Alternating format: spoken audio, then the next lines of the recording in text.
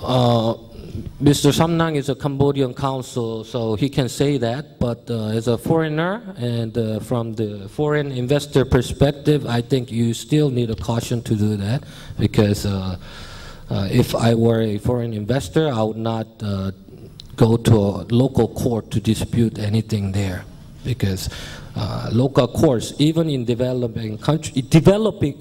countries, tend to favor their home corporations.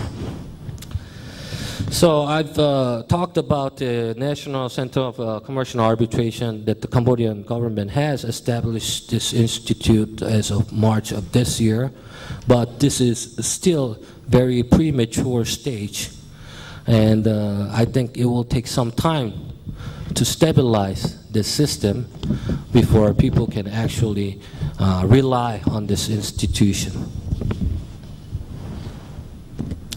But I've been discussing this issue with our local council, and he has seen Cambodian courts starting to enforce foreign arbitration awards in Cambodia, which is a good news.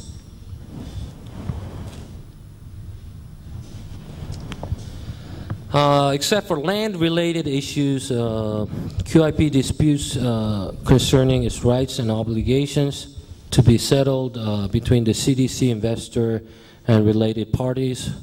But if this does not work properly, it can be brought by either party to conciliation before the CDC, arbitration in or outside of Cambodia, or competent court in Cambodia.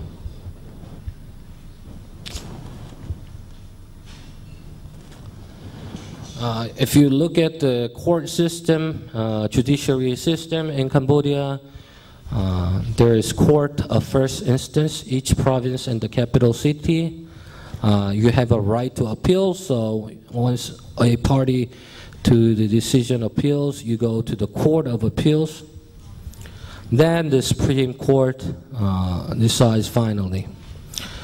You have a specialized court exclusively dedicated for commercial labor administration cases. And these specialized courts have not been established yet in Cambodia. Okay. And I thank you for listening to my brief presentation regarding Cambodia. Thank you very much, and please, if you have any questions, feel free to ask us. Thank you very much, Mr. An. Mr. An was talking to us about the basic overview of Cambodian economy and the background and requirement in Cambodian law. He also touched upon how Cambodian system is basically based on French legal system, where the demographic of the businesses in Cambodia, where the agriculture has become increasing in the recent years and took most of the shares in the national GDP. He also touched upon investment policy, where the FDI is based on non-discriminatory manner, except of course on the land ownership, where the Cambodian national entity, I'd just like to confirm that it's 51% onwards, right? Not 50.5. The threshold is 51%. Right. Okay. So if you own 50.5, you still consider as Cambodian. And also, he talks about the Council of Development of Cambodia, which is CDC, which is the one-stop service, where everyone comes in for apply for the QIP project. And he also talks about the tax system and all the benefits and incentives in doing businesses in Cambodia. Thank you very much, Mr. An.